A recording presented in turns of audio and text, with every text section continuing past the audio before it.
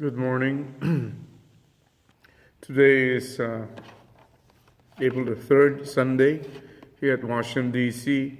Family Church, and we're reading today from page 868, Our Life of Faith and Course to Emulate True Parents, from the Cheon Seong Gyeong.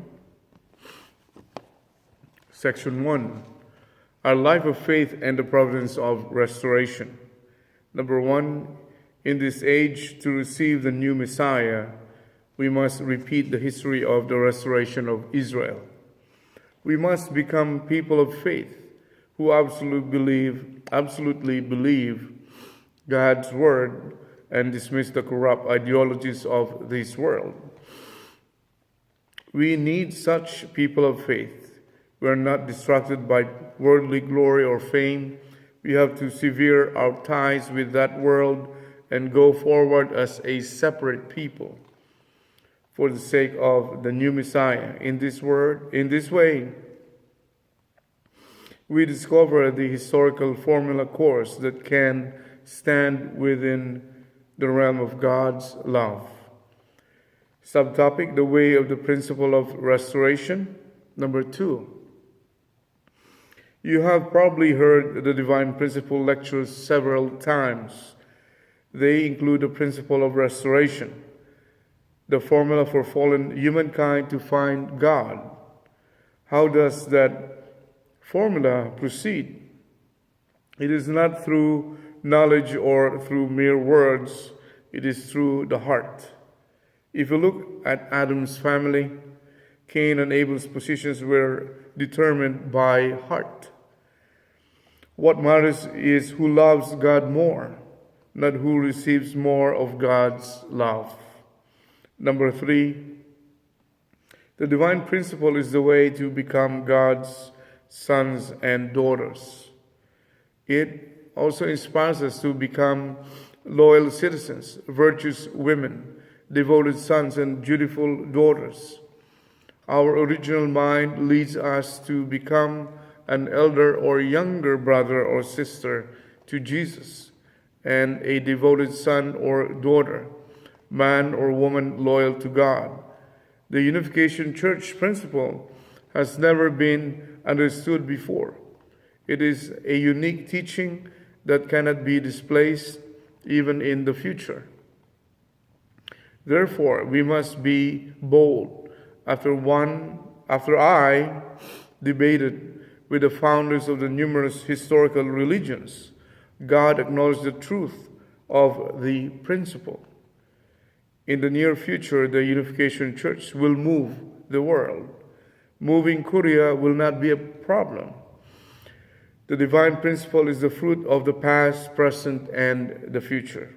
All people must follow it as a higher truth, a higher ideology, a higher will, and a higher way of living and acting. Number 4, people should follow the principle.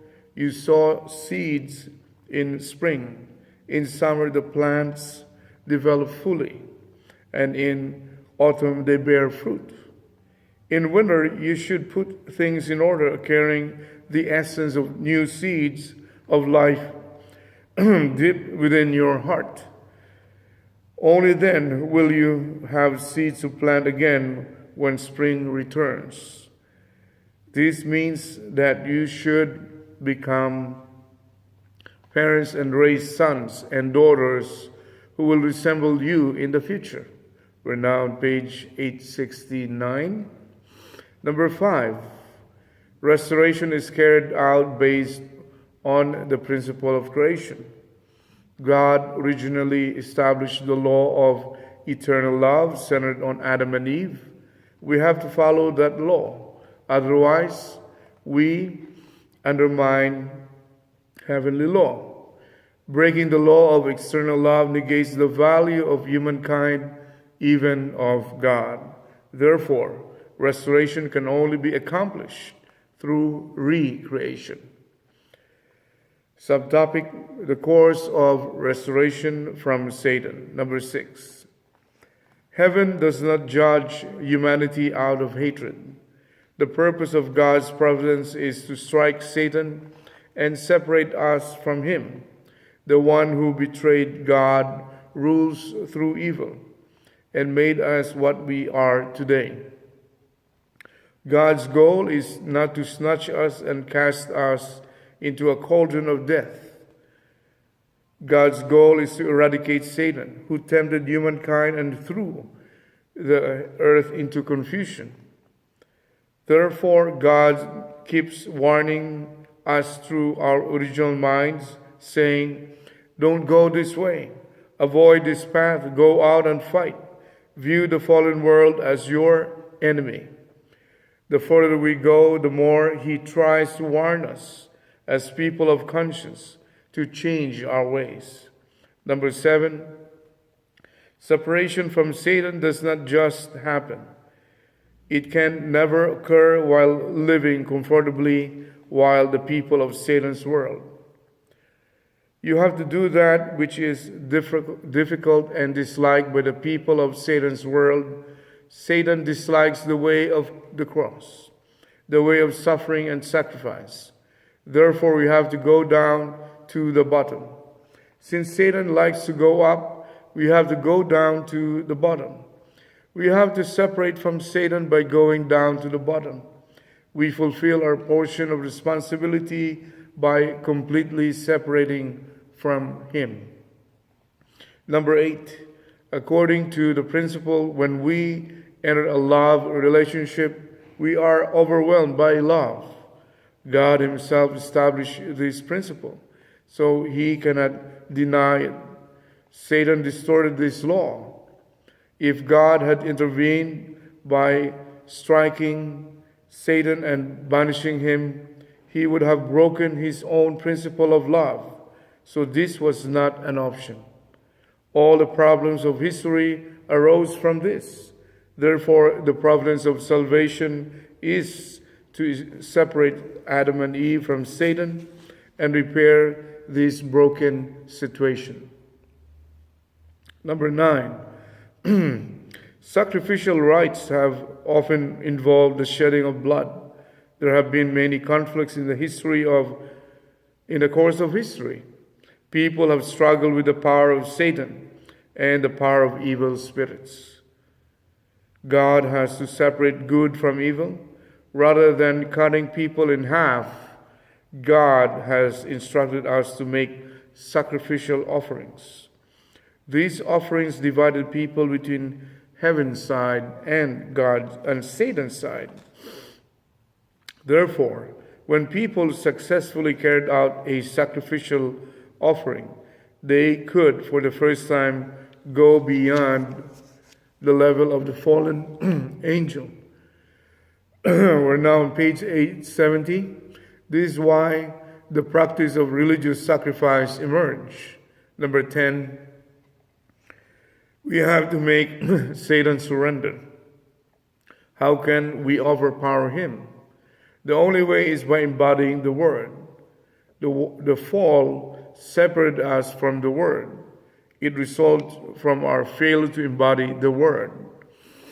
According to the principle of restoration, through indemnity, our character is perfected when we are one with the Word. What does it mean to perfect our character and become one with the Word? It is to stand in the position of an unfallen person. Such a person has the authority to subjugate the archangel. Unless you go to the front line and bring Satan to surrender, you have no right to enter the realm of God's love. 11, you need to set indemnity conditions in order to separate from Satan. Satan has taken root in your body through your lineage. You are of Satan's bloodline and thus cannot go to heaven unless you are reborn.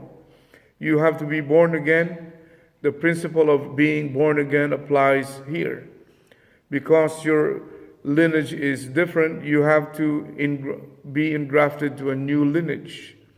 You have to deny your entire life and set conditions of indemnity in order to be engrafted to my foundation. Subtopic: Restoration to our original state. Number 12. What happened to the garden of heart that existed before the fall? What happened to the world of our destiny? To that noble position where we could rejoice and relate happily with God. We lost that. It wasn't just that God would have loved Adam and Eve. He would have acknowledged them saying, "You are my eternal son and daughter." When they fell, they had not yet attained the position where God could give them dominion over all heaven and earth, where all things in the universe would follow their command, where even the archangel would obey them. Instead, they fell because the archangel dominated them. They were the son and daughter of the Master, but they fell before they have attained the full status and authority of the son and daughter. Number 13. Before the fall, God had intended to give all of heaven and earth to Adam and Eve. He intended them to inherit and substantiate his internal nature as well. Upon giving them heaven and earth, he wanted to make them lords of creation. What greater inheritance could there be? From the day that Adam and Eve fell, God took care of heaven, earth, and humankind. He had been progressing toward the day that he could say, "What is mine is yours." God has been working toward this with the same hope until today. He wants to say, even through you, you are you. You are me. Your family is my family. Your society is my society. Your country is my country, and your world is also my world. God has taken all the work of heaven and earth while searching for someone to whom he can bequeath it. We're now on page 871. Number 14. By analyzing God's providence over the course of history, we come to understand that God has been looking for the original unfallen Adam and Eve. Through the fall, humankind received the lineage of Satan. Therefore, we can become God's people only by reconnecting to his lineage. Even though the descendants of Adam and Eve become evil, God has sent Jesus so they could reclaim their original position by believing in him. This has been his hope. But until today, how many people have reclaimed the original position of unfallen Adam and Eve by believing in Jesus? Not one. 15. How much do you really understand that you were born through false parents?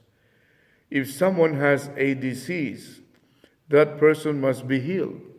If that person is weak, we do not aim only to return him or her to that weak state, but to a state of perfect health.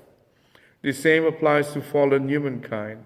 Since people have fallen to an evil state, we have to restore them. To save them, we have to raise them above the level at which they fell. What we call salvation is restoration. People born of false parents with original sin need rebirth from true parents who have gone beyond the original sin. 16.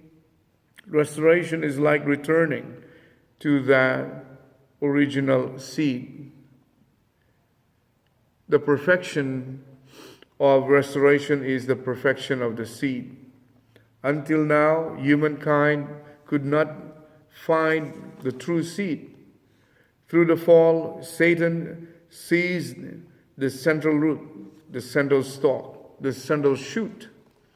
These could not grow straight. Instead, they were bent over. Thus, no one could harvest a perfect seed. All seeds came under the love of Satan, who has invaded the world. 17. The terms Savior, Messiah, and Lord in the second Advent relate to the level and focus of the course of salvation and restoration. No one has been able to enter heaven. Even Jesus is in paradise. All people have been born from fallen parents and fallen ancestors and have lived in conflict and sin. But raising people to the level Adam and Eve reached before the fall will not fulfill our entire hope. Religious people have lived in hope. The original hope of all people is to become perfect and ideal people in the true nature of the ideal of creation, and to realize the ideal world. This is the will of God.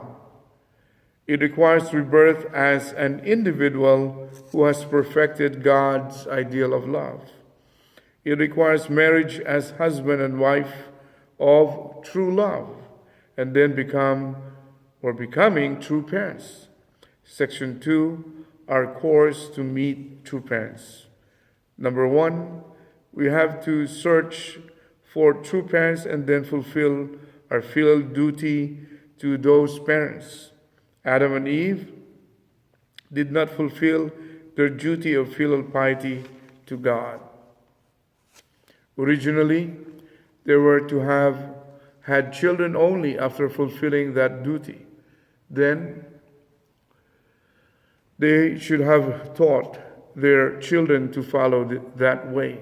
As a result, a tribe was to appear with a God-centered traditional of heart. In order to establish that tribe, God has worked through 6,000 years of history. And tomorrow, we'll be reading the subtopic, Meeting True Parents. And that ends our Hunduke today. We're now on page 872. We started on page